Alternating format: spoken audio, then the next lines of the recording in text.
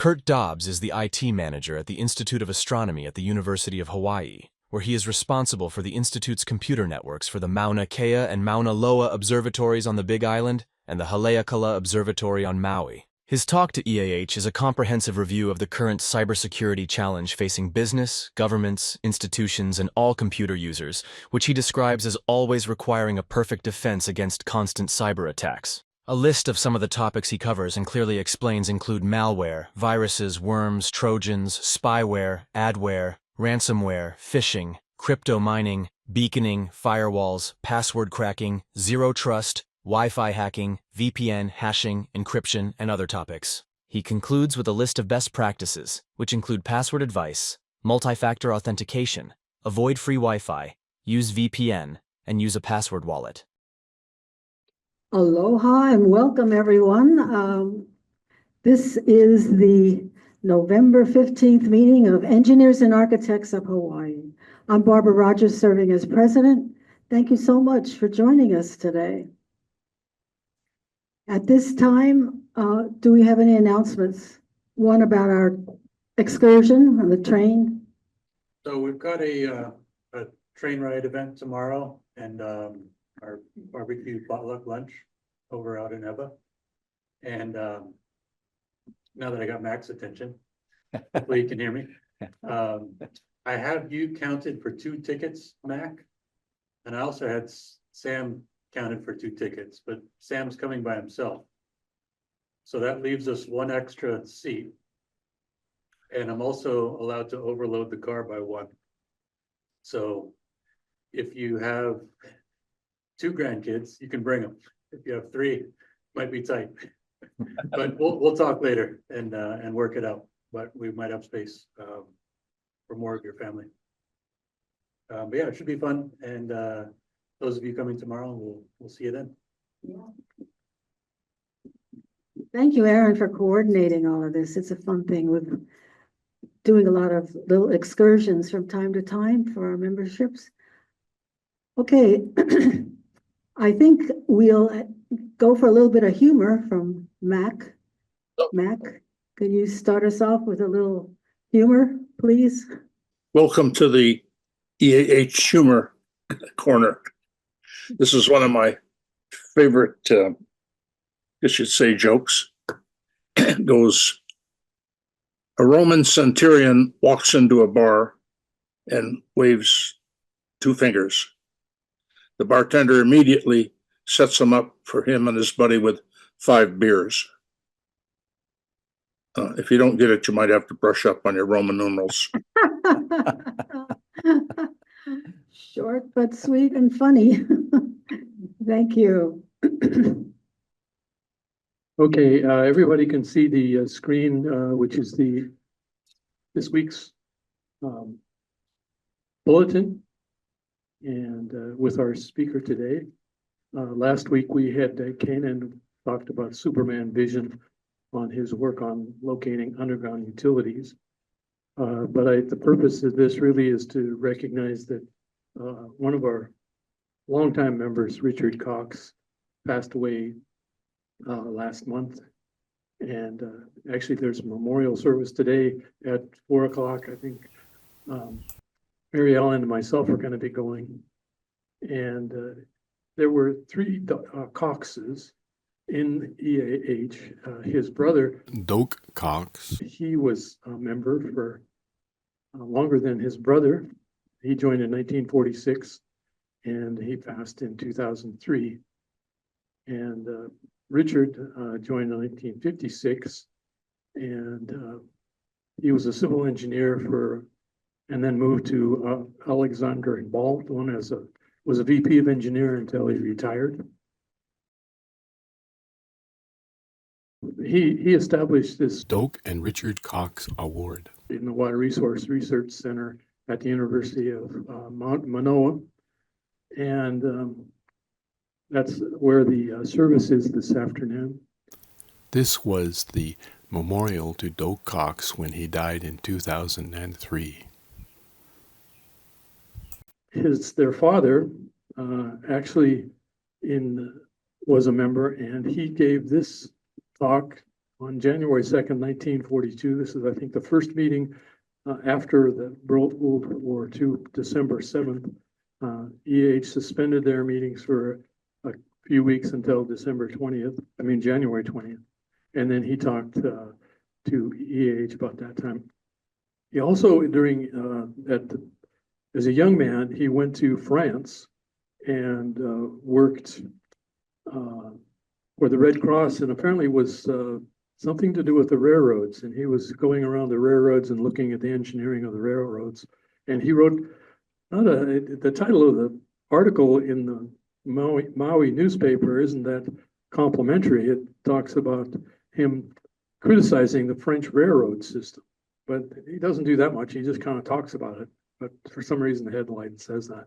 And that was in 1919. I found that newspaper. Anyway, with that, I'll turn it back over to Barbara. Thank you, Sam. You're quite a historian, and we had quite a history beginning in 1902. It's my pleasure to introduce our speaker today, Curt Dobbs.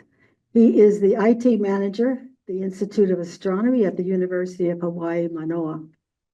He started his career very untraditionally with a degree in philosophy from Westmont College. It's kind of interesting how he then went to earn his MS in software engineering at Cal State Fullerton. He's developed software and systems for 15 years in commercial and defense sectors. He's a co-founder of a tech startup, and he was the IT director at Simpson University in Redding, California. But in 2015, we were fortunate, Hawaii was fortunate, that he left California for Hawaii to join the Institute for Astronomy here on Oahu. And his topic today is the cybersecurity challenge, perfect defense versus constant attack. All right, Curt. Thank you very much, Barbara. Well, it's wonderful to be here. Thank you. Aloha to everyone. I didn't know about this group until I got a request from Barbara inviting me to come speak. And as a software engineer, I guess I have some, connection to a group of engineers. I think, as Barbara mentioned, my path to IT and engineering was kind of circuitous, and I had my undergrad work in philosophy. I worked at a bank and so on, but now I find myself, and I think that I'm the lucky one, this job at University of Hawaii at the Institute for Astronomy, which incidentally I saw in Cox's little bio there that he was involved with the UH's geophysics and geology department. The Institute for Astronomy actually came out of that department in the 1970s. And so that our origins were actually in that geophysics department. Interesting. But anyway, I work here in Manoa, but my job does take me to Haleakala and Mauna Kea and even Mauna Loa, which interesting, after the most recent eruption at Mauna Loa, the observatory site, which is a NOAA site, was cut off.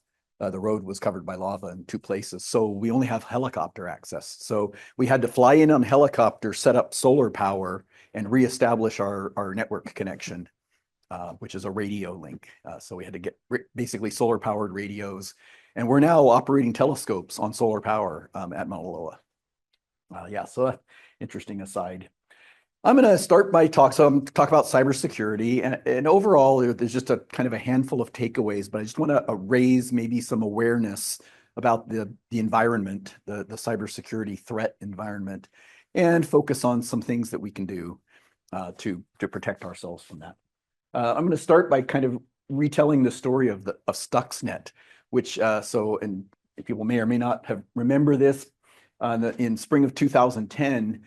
Information was released about a 2007 cyber attack on Iran and on their nuclear centrifuge systems that they used to process uranium.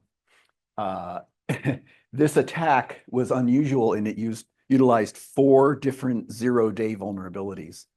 And now a zero-day vulnerability is a way of hacking into a system that someone has discovered but hasn't told anyone about. So they keep it secret so that they can use it themselves in an attack.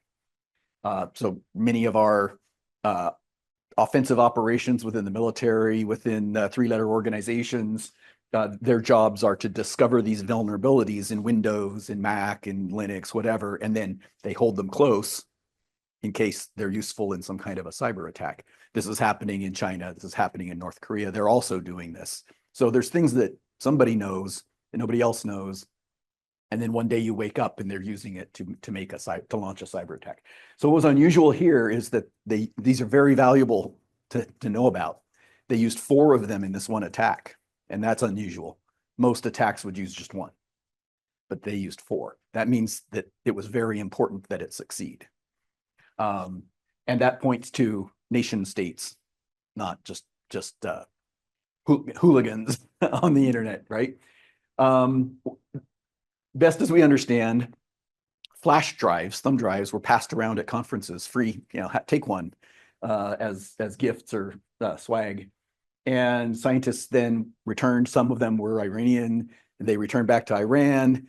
They plugged it into a printer to print a document that they had put on their USB thumb drive. And of course, the USB had been infected. And so it then passed its infection into the printer and began infecting any of the Windows computers that were on the local network that printed on that printer. And then once those Windows computers were infected, it would search the network that computer was connected to, looking for these centrifuge devices, looking to be able to identify that this Windows computer is able to talk to one of these Windows centrifuges. And then it would actually connect back to the internet where someone could control it and connect that person out on the internet in through the infected machines back to the centrifuge so that they could then launch an attack and cause the centrifuge to malfunction. So that was the overall nature. What they did is they made it so when they gave the centrifuge a command to spin, it would spin out of control to the point where it just would rip itself apart and destroy the centrifuges. Here's a kind of a complex system diagram that depicts some of these steps. In the upper right, you have that remote control, the threat operator, the person who's the hacker, right? And they have a command and control system that's available, waiting for one of these infected systems to reach out across the internet and ping and say, hey, I'm here, I'd like to talk. And then that gives them the opportunity to then reach in and control that computer. Of course, you have the internet, that's the means of communication. You have the USB drive way on the bottom left. Someone unwittingly plugs that into a printer, and then the printer, through infecting printer sharing, spreads to other computers. And it actually utilized 4 different ways of spreading. These are the 4 zero-day vulnerabilities that then were able eventually to make contact with the centrifuge systems. This is a detailed diagram of what actually happened, kind of a man-in-the-middle attack, we call it, where there's a DLL on Windows, contains some set of functionality. And what they did is they took a DLL and they replaced it with their infected DLL, and they made a copy of the original so that when someone was calling into that function, they would get the modified one, which then would pass that on to the normal one. So everything performed normally, unless the outside controllers told that modified one to send a different command, in which case it would actually corrupt the information that was getting sent to the centrifuge and cause it to. So it's very, very complicated, very detailed attack. All that to sort of set the stage for, you could look at a ransomware attack and it's going to be something like this, where there's step-by-step, multiple steps that all have to fail in order for someone to get control and be able to, encrypt all of your data and then hold you ransom for Bitcoin or what have you. But they will typically use these vulnerabilities. So the overall profile of what we call a security incident, right, is going to look somewhat like this. So yeah, we know that we live in a world where there's cyber attacks. Using technology doesn't require understanding technology. It's kind of like a car. You can drive a car without knowing how the engine works and how the drivetrain works, right? Computers now are that way. They're ubiquitous. People use them. They have no idea how they actually work. And then that means that we're not any better equipped to troubleshoot, and understand the mechanics of our computer any more than many of us are for cars, myself included. And also we have this kind of arms race where as technology advances, the bad guys have new technology available to them to launch more sophisticated attacks. But then we also have more sophisticated technology to employ to defend ourselves against those attacks. So that's kind of the overall landscape. It's this back and forth balance between attackers and defenders. And for those of us who have a responsibility to engineer systems to deal with this problem, we have to both sort of keep pace with what the state of the art is on the attacker side, as well as what are the capabilities that we have now. I usually, when I give this talk, so I'm going to go a little bit fast through some of this.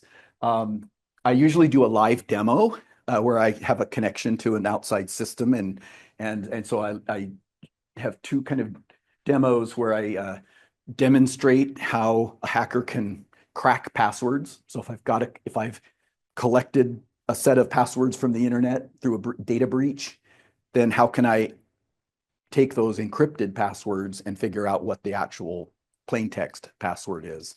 And so you can do this at home on a regular computer, actually, to a certain extent.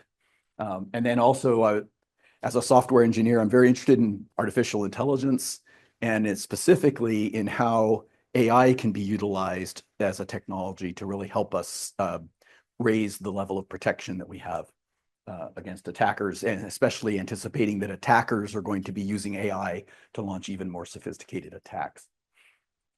And but anyway, I mostly want you to, I'll go through those. I have slides to depict those live demos, and then I want you to really take away some of the steps that each of us can do in our personal and work lives to improve our security. Maybe a little bit about some terms. Malware, Cisco says, is intrusive software designed to damage and destroy computers and computer systems. Pretty common sense. There's different sort of special cases of kinds of malware. A virus is executable software. So it's a program that's connected to something that allows it to spread, like a document or a file. And so when that file then is sent from one computer to another, the payload comes with it, and then will execute and perform some function. A worm is kind of like that, but then it actually tries to spread itself. So one of the functions of that program is to actively look for ways to crawl from one computer to another. That's the worming part, where it worms its way from one place to another on a network. And a Trojan has the characteristic of appearing like a normal program, but it's actually not, right? It's got a hidden payload. So going back to that block diagram with that DLL function, that's a Trojan, right? It's a function that appears and works like a normal, everything seems normal. It's even named the normal thing, but it's actually got a little hidden piece that is malware. Spyware is silent, right? So this is one of the worst problems, actually, when you get compromised, is that there may be a highly visible part of the compromise, like ransomware, but once someone has had control of your network, they're able to drop spyware and backdoors basically into your network environment that they can come back. If you don't find it and clean it up, they can come back and utilize that later to take over, or they can just monitor what you're doing and exfiltrate information. They'll steal your information, and you'll never be the wiser. So spyware is actually very concerning. Adware is usually kind of a less severe case, more of an annoyance, where people are just popping up ads and trying to get you to click on things that you never asked for. And then ransomware is very widespread right now. And it's an attack where Typically, the attacker gets control, identifies systems that contain data that's of use to the organization or the person, encrypts them, and then sends you a ransom note that says, if you want your data, send me money and I'll give you a code so that you can unencrypt your data and have it back. And surprisingly, they're often good to their word. Once you send them the money, they'll give you the code and you can have your data back. Surprisingly, there's no honor among thieves, but it does seem like surprisingly they actually will do this. I think probably because people wouldn't pay the money if they didn't. So people feel like, oh, it's actually worth it. And in fact, now that has reached the point where organizations, including the university, purchase ransomware insurance. And there are companies that will sell you ransomware insurance. So that they'll cover that payment to get your data back for a premium. Yeah. So who'd have thought that we'd have like digital kidnapping of data with insurance against that? But that's the world. Do those companies get involved with how you manage your stuff and try to give you? They do. So they will impose, in order to qualify for that insurance policy, you have to prove to the insurer that you're implementing certain cybersecurity requirements. Like we'll talk about multi-factor authentication, for example. Generally speaking, you cannot buy insurance if you don't employ multi-factor authentication at a minimum. And then I'll highlight this advanced persistent threat. So this sort of goes back to the spyware, where systems have been compromised, but there's no visible, it hides the fact that it's been compromised, and there's no visible indication and everything's normal, but they're just waiting and waiting and waiting for the opportunity to then take advantage of it. And so this was actually the case in that Stuxnet attack, where they were probably, they think they were infiltrated in 2005, but it wasn't until 2 years later. So they just waited and waited and waited until they knew that they had full control when they needed it. Then they launched their attack. And one particular case, SolarWinds in 2022. So SolarWinds is in large organizations with many, many network devices. It's very, very difficult to manage all those different devices. So SolarWinds is a company that sells you a software product that you can use that then controls all of your devices. So you kind of give SolarWinds the keys to the kingdom and it's able to control everything. And now you have a single place to go and you can just say, hey, take this change and apply it over here to 100 different network devices or 100 different endpoints or what have you. And you just push a button and it happens. And so it's a wonderful time-saving device used for managing complex networks.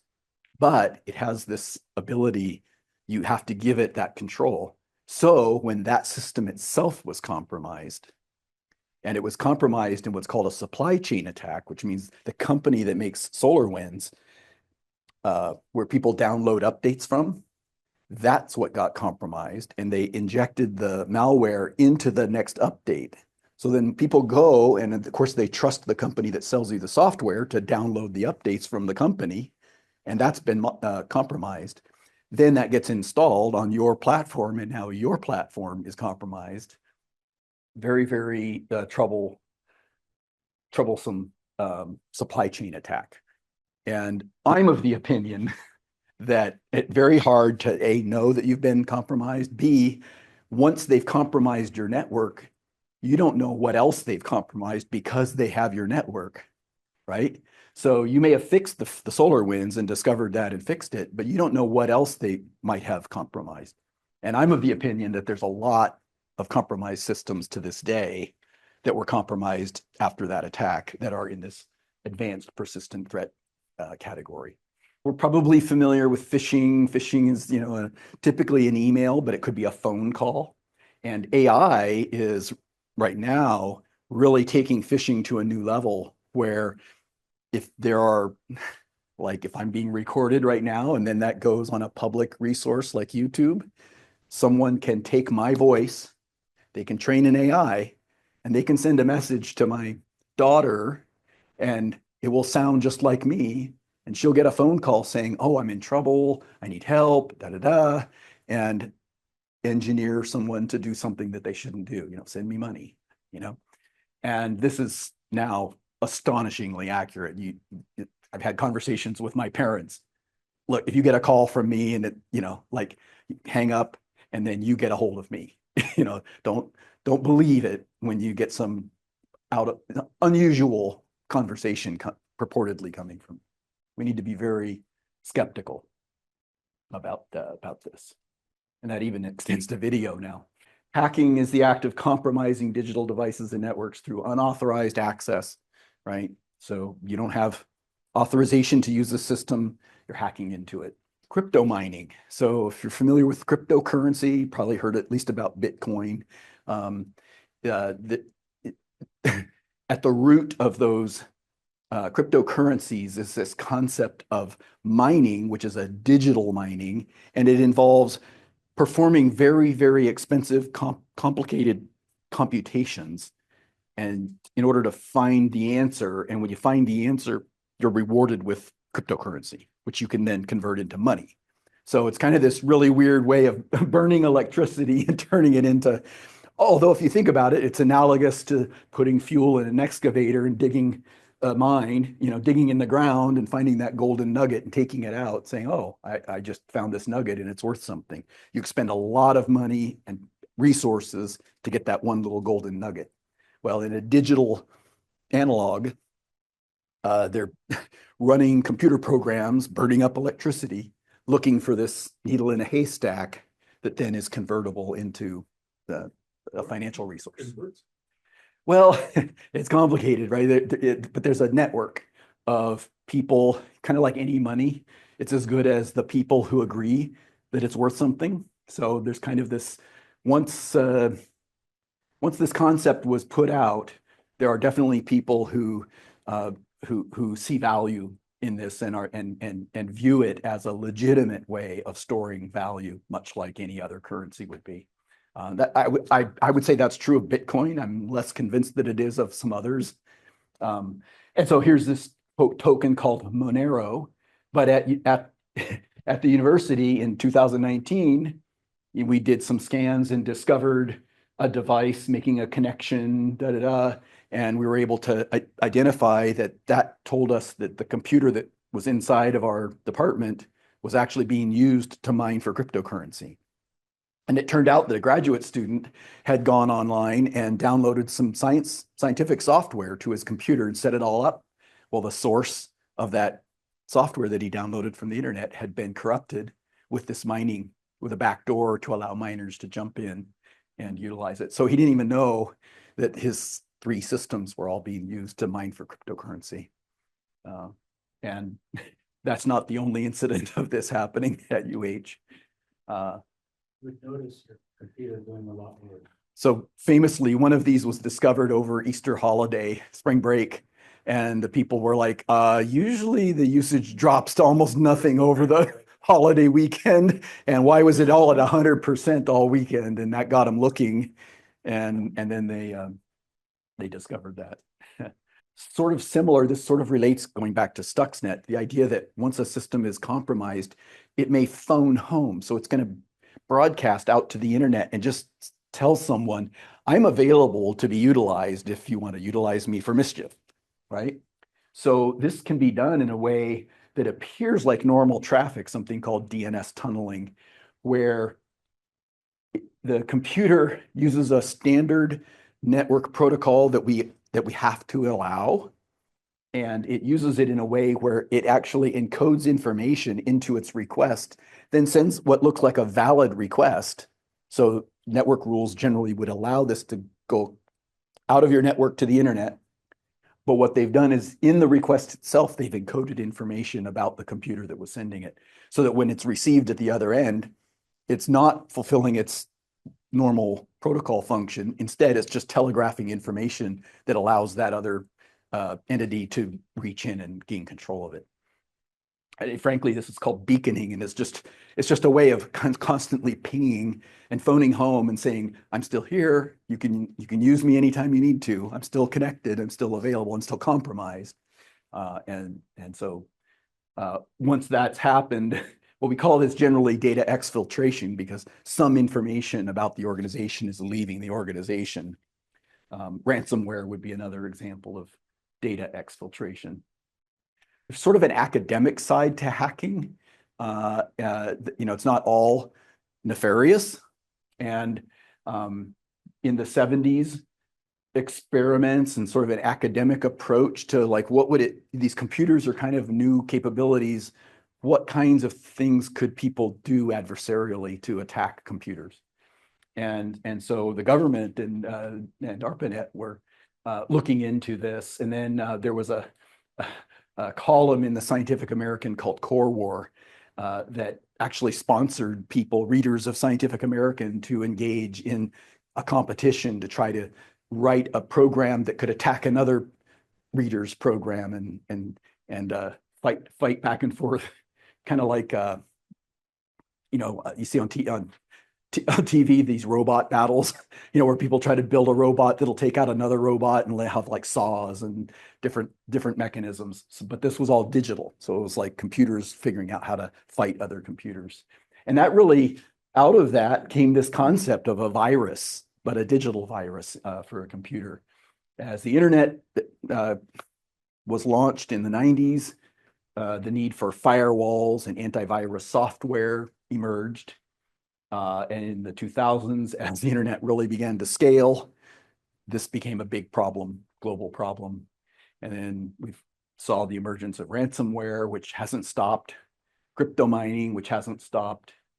And then here's just sort of a list of different attacks over a couple of decades, which I haven't even really updated. So I would add near and dear to me, because I work in the field of astronomy, in 2022, late 2022, there was a ransomware attack on the large telescopes in Chile that took them offline. So here's an organization, their job is to run a telescope and gather data. They were unable to perform their mission for 3 months because of the ransomware attack. So that's a quarter of their fiscal year budget, right? That they were not doing their mission. So that's a huge impact, even scientifically. And then in 2023, in the summertime, the Gemini telescope on Mauna Kea was impacted by a ransomware attack. And that even fanned out to Gemini South in Chile and some other telescopes. So they also were offline for some time and, lost their ability to perform their mission. Country yes. Typically it's never like publicly released, especially with ransomware. They don't generally identify the source, but it's generally believed to be nation states. So North Korea, China in particular, have a track record of using this to even just generate money. So they'll fund their operations of hacking by taking money from people. Yeah, just extorting money from people. And the university has had incidents of ransomware as well. So it's a pervasive problem. And here I'm also identifying some data breaches. So if you see in September 21, Facebook, half a billion people's information was breached, was released. LinkedIn, 700 million people. So I'm sure, I have a LinkedIn account in April 21. Odds are my LinkedIn credentials were taken. I think a useful analog, just to kind of think about cybersecurity. So how do we set this up? Well, I like this, castle with a moat, walls, right? We're protecting what's inside the castle by having big walls, by having a moat. We call this model defense in depth. The idea is there's multiple barriers that someone has to get through in order to get to the thing that you're protecting on the inside. So at that outer layer, you may have an organization may operate a type of firewall called an intrusion detection or intrusion prevention system. And that's a system that's inspecting every packet of information that's flowing across the network boundary between the organization and the internet, the outside. And it's inspecting to see, does this look anomalous? Does this look like something that shouldn't be trusted or shouldn't be allowed? And then it can take action to prevent that. So these can be configured in different ways. A prevention system, a detection system. Detection doesn't do anything about it, but it does raise an alert to say this is happening, and then people generally take action. A prevention implies that the system itself has power to go and block whatever's happening. A firewall also does this based on rules typically, and less based on inspection. And a router is really rules only. So a router is at the more basic network level where it's just following a bunch of rules. You can talk to you, you can talk to you. This is, I love this picture. This is what my logs look like. If I look at my access logs, it looks like this. It's just like thousands of attempts. There's multiple attempts per second. If I have 500 servers, there's this on every server times 500. It's unbelievable how much traffic there is trying to get in through the front door, if you will. So we use a firewall. We segregate traffic into different zones. And then here, it's okay, I got through the castle wall, right? I got inside the castle, but we still have like a front door that we can lock. We use a router. So like from my perspective, the university has intrusion prevention, detection, firewall, then I'll have a firewall and I'll have a router. So I have rules, they have rules. I have inspection, they have inspection. It's what an access control list would look like if you're setting one up. And it's essentially saying this can talk to this, bunch of rules. Yet ultimately you have to just solve this problem of, well, who do you trust? Then the final sort of line of defense is your front door, the house that you live in. And, of course, you don't want to leave the door unlocked. So what things can we employ? So on your computer, most modern operating systems include a firewall that should be turned on by default. There's software that may or may not be included in the computer that constitutes endpoint protection, which means antivirus, anti-malware. And if not, you can download free software that does antivirus and protects your endpoint. Another thing that you can do at home, most of our routers at home, certainly in an enterprise, our firewalls support something called virtual private network, which is a safe, secret, private tunnel, digital tunnel that secures a connection regardless of how insecure the path is that it's making that connection on. So essentially through a VPN, if I'm at a hotel in Washington, DC, I can use a VPN on my laptop to set up a private encrypted tunnel over the unsecure internet back to a computer in Hawaii, right? And now all the data that I put into that tunnel in Washington, DC gets encrypted and flows through the tunnel and comes out of the tunnel in Hawaii, and now operates as if I was connected to the computer that I'm connected to in Hawaii. This is used by a lot of people when they're traveling to sort of hide their location or move their location to somewhere else, especially people who live in Europe and are subject to, or traveling in Europe, where there may be pretty strict rules about what you can and can't connect to. In the US, we're more open in terms of not really controlling what people can connect to. So people will use a US VPN to get out of Spain and get to the US and watch Netflix, where in Spain, they're blocked from using Netflix. But if they go to the US, so the tunnel goes from Spain to the US and then lets them, so there's companies that will sell you a VPN and people can use it that way.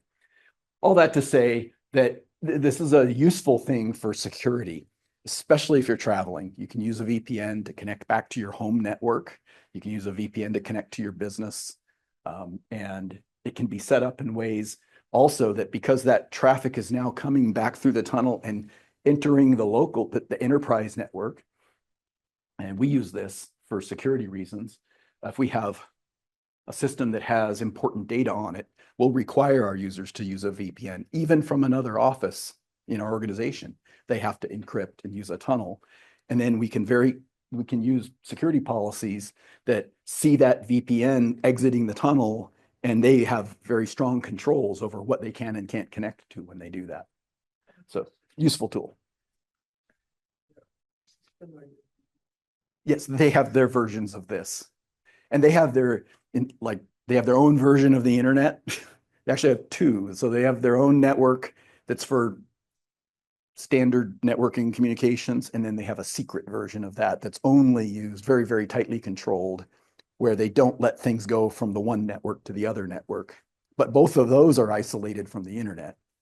So yeah, they have very special set aside networks, and will use VPNs and other methods for controlling the access. I'm not an expert in that, so I'm sure there are, yeah, for things that you really want to have extra secure. Like a classic thing is what you call air gapping. So if there's literally no physical connection from this network to that network, then there's no path for compromise. So other than people. And the military has very strict rules about USBs, because that's a mechanism that someone can go from one network and physically take information from a USB and then move it onto another network. So the military is very careful about USBs for that reason. So then we have this issue of what we call insider threat detection. So the university has this intrusion prevention. They're in control of the outer wall of the castle. But once information has penetrated that, then it's up to me to have something that then is able to look and see what traffic is going on inside of my network, and how am I going to decide whether to allow it or not allow it. So you typically have layers where you have more and more of these control systems further and further inside the network. Okay, we know we have some compromised houses inside our castle, and maybe we don't have a way to detect which ones, and it's really expensive. This is kind of the big challenge these days is, okay, what can we do? And zero trust, I'm going to highlight out of all of this. Zero trust architecture is a relatively new idea the last few years, I would say. There's a NIST standard now for zero trust. There are some military implementations of zero trust that can be followed. And it's really taking on steam, because zero trust, the idea is really moving away from this layered defense approach and just saying, I'm going to assume that everything's compromised. I can't trust anybody. So now how do I approach a security architecture on the assumption, not that, well, I can trust what's in my local neighborhood because they would have had to get through these barriers. No, I'm going to assume that I can't trust anybody. And now how do you build a secure architecture with those assumptions? So that's a really popular thing, and something that I'm actually involved in implementing in my own area. We assume the network's not secure. We use micro subnetting. So we make a lot of small networks and we connect those networks together with strong controls of flow of information between them. Use encrypted tunnels.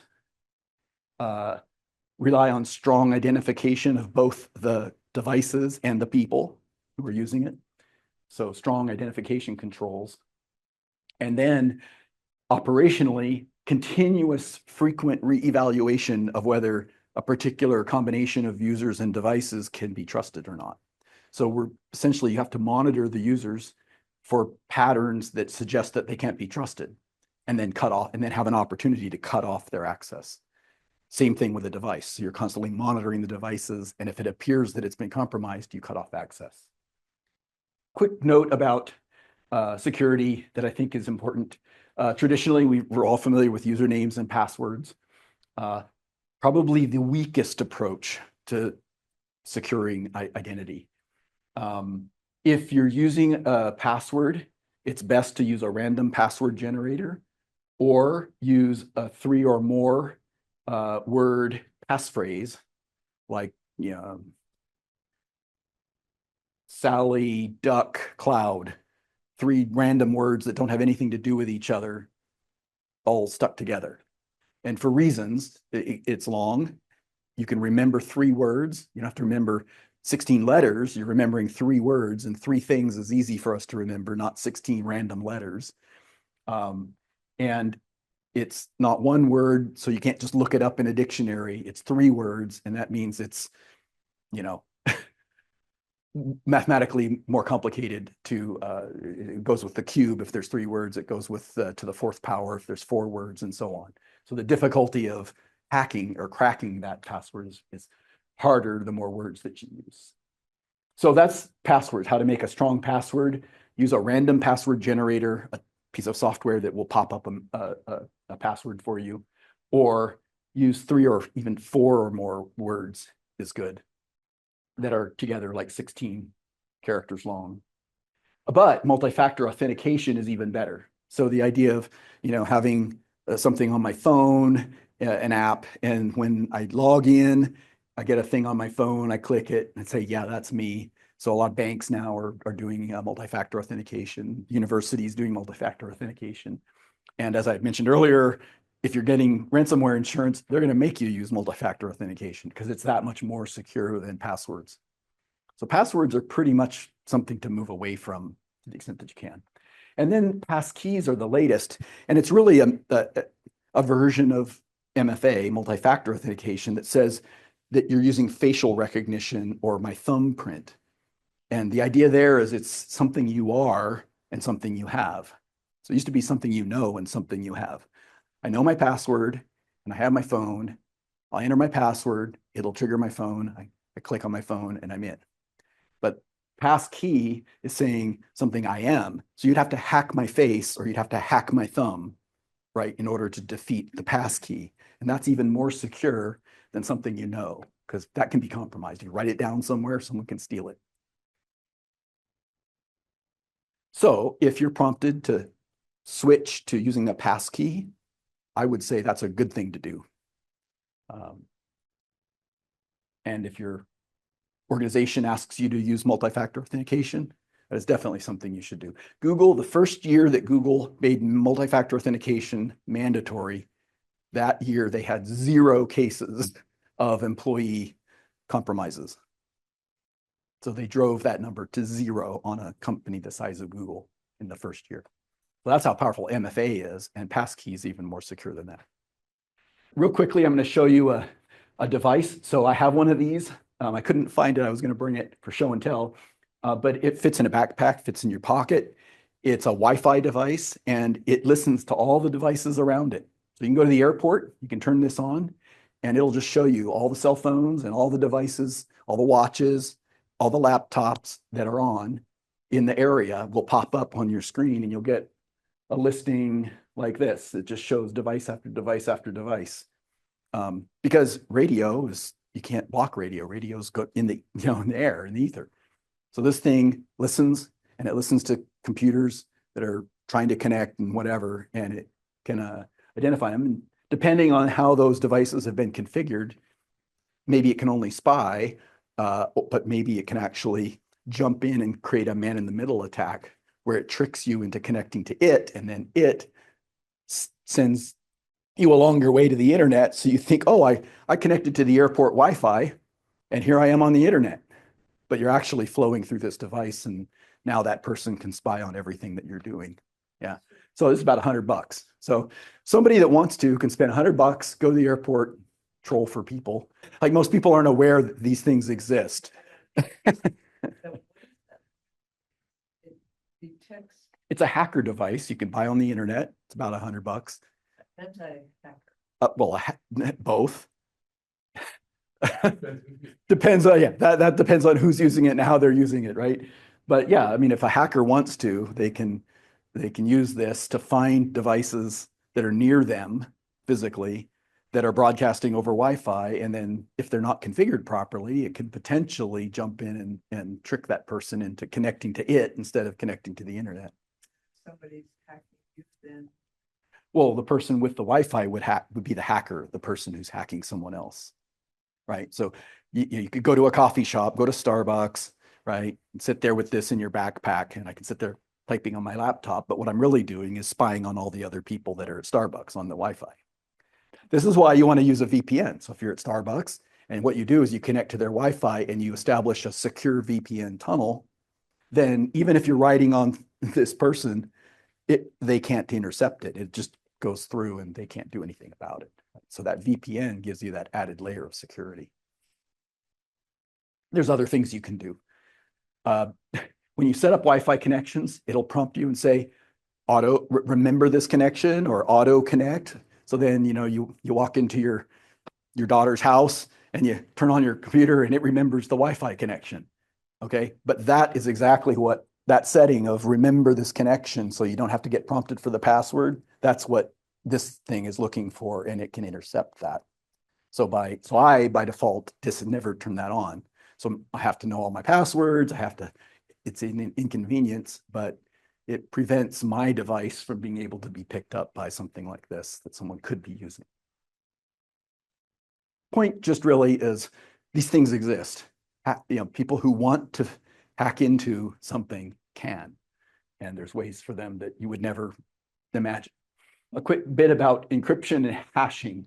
A hash is a one-way thing where I take a piece of text and I convert it into a gobbledygook, a cipher, an encrypted string, and you can't get back from that string back to the original text. There's no mathematical way to get back. So it's a one-way encryption where you take something. So when you set up a password, that's what they're supposed to do is they'll take your password, they do a one-way hash, they store that hash. Anybody who has the hash can't just go back and reverse it to get your password. When you then are asked to log in, you type in your password, it gets hashed. That hash gets sent and compared with what they've stored. If the hashes are identical, then that's the same as the text was identical. But we don't want to send your password over the internet, so we hash it. We send the hash over the internet. The hash is secure. The hash is stored. Your vendor should never store your actual password anywhere, right? So that's what hashing is. Encryption is something where you have a public and a private piece of information, usually a key, we call it a key, a public and a private key. And you can use your private key to sort of do the same thing. You encrypt a message, but there's a public key that anyone can have, and they can use that to unencrypt your message, right? So you can send it encrypted, and you're the only one who can make the message, but anybody with the public key can then unencrypt it. And this can be done in both directions so that you can send private messages back and forth. I think this is important just to highlight the importance of password length as opposed to characters. You see a lot of this, you use a upper and a lower and a digit, punctuation. What's important is length, okay? The longer the password, the better. That's why this idea of a passphrase where you take several words, glue them together, you get length, that's important. The number of characters just really mathematically isn't that important. Here's just real quick. If your password is cool rule, and with some mixed case, cracking that could take about 90 seconds, okay? Trying all possible letters, mixes of upper and lower cases, right? 90 seconds. If it's cooler factor, so it's at 12 character length, 7 minutes. Okay, that means trying all possible lowercase combinations. If you're miserly mystery, okay, take a year. So that's the difference of 14 characters compared to 12 compared to 8 in length. So it makes a big difference to just get a little bit longer. And so by gluing some words together, you get length. It's easy to remember.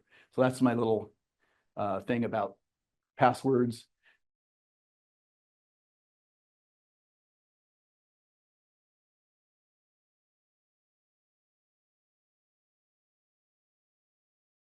I'll wrap it up there. But yeah, thank you very much. And are there questions? Set up one of those VPN. Yeah, your wireless router that you get at Walmart has a VPN capability in it. And so it means, I would say practically, find somebody that you rely on for IT help. I mean, you could go to Best Buy, and people there can help you with that. You can go online and research how to set that up. But yeah, your any router typically includes that well, any firewall typically includes that capability. Question, Yep. regarding young people preparing for just Yeah. general education Yeah. and the career path. What would you recommend, given the nature of this world and field? Sure. What would be a good? This is a great field. There's a lot of job security because this is a problem that isn't going away anytime soon. So I would very much encourage people who are technical minded, maybe a little bit sort of mathematically able, same kind of skills that make you a good engineer, to pursue cybersecurity as a field. UH West Oahu has an outstanding program, undergrad program in this area. And various government agencies actually have programs that will get you a graduate degree and a pathway to a job. So I think it's an excellent career field because there's a very clear path from an undergraduate degree all the way to employment and advanced degrees. Which universities are best?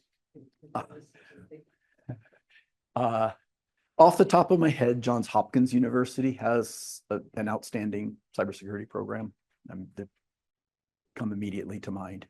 And they're very plugged in with the Department of Defense. Yeah. What was the centrifuge that you were talking about? Is that from a sugar mill or? That's a nuclear, so it's a nuclear enrichment, the uranium enrichment facility. So where they're processing uranium to produce, Iran has a program, you hear about in the news, to develop a nuclear power capability for their power grid, but the processes that prepare the uranium for use in power generation also can be utilized to produce fuels for nuclear weapons. So that's kind of the root of the challenge that's there. And so the centrifuges are used in processing that uranium from ore to rods, fuel rods, and weapons material. One more question from people online. Sorry, I just said it was a wonderful talk. Thank you very much. Yeah. Thank you. You mentioned some of those protection systems are examining all the traffic coming Right. across, right? And if that traffic are encrypted connections, does that limit their effectiveness? It does. Okay. Although, okay, I didn't really touch on quantum computing and the potential that quantum computing brings to solve that problem defensively, but create a problem offensively.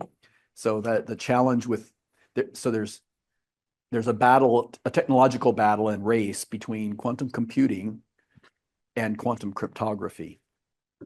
With quantum computing, you would be able to see inside of that encryption and inspect the contents, which improves our ability to secure, but you lose privacy, right? Right.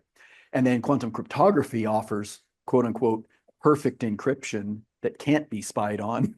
So quantum cryptography takes it to the next level with a way of encrypting that you can't break. Yeah. So it's another arms race, even to solve that problem. We usually have a lot of passwords. Have any suggestions? Well, for the- I do. You can get a piece of software that will store your passwords, and I 100% rely on a software product called Bitwarden, but there's a bunch of these that are out there. Also, modern browsers can store passwords in a secure way. In fact, I just saw that Google is now taking what's in the Chrome browser and storing that in a secure encrypted way in the cloud. However, I may be a little old-fashioned. I don't really want to put all that stuff in the cloud. So, I use Bitwarden and What's it called? Bitwarden, like warden at a prison, Bitwarden. Yeah. And, and I just have, all these accounts. They That's the tip of the iceberg. Everything needs. This is my world. These are all the passwords, you know, it's like, Well, thank you All right. very much. Thank you. We have a certificate oh, of appreciation. oh, well, thank you. We're gonna take a little picture. Okay, very good. Thank you.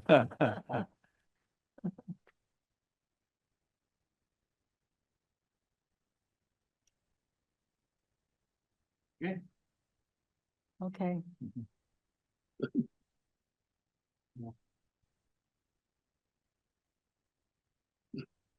All right, thank you. you so much. you. Thank you, Barbara. Yes, And, Wonderful.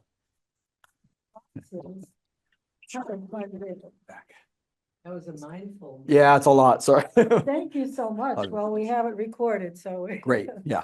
We'll be seeing it again, hopefully on Olelo and many other people too. That will Excellent. appreciate this. It's unbelievable how susceptible we are with all these things. Wow. All right, thank you all very much. And thank you so much, Curt, for coming to us and giving us a lot of good hints on how to prevent ourselves from being hacked, et cetera, et cetera, et cetera. All right. If there are no further questions, meeting is now adjourned. See you next time on December 1st. Engineers and architects of Hawaii welcome your comment on this program and any of our recent programs. We encourage your direct participation in this community outreach. So please email us your comments and ideas at eahawaii@gmail.com.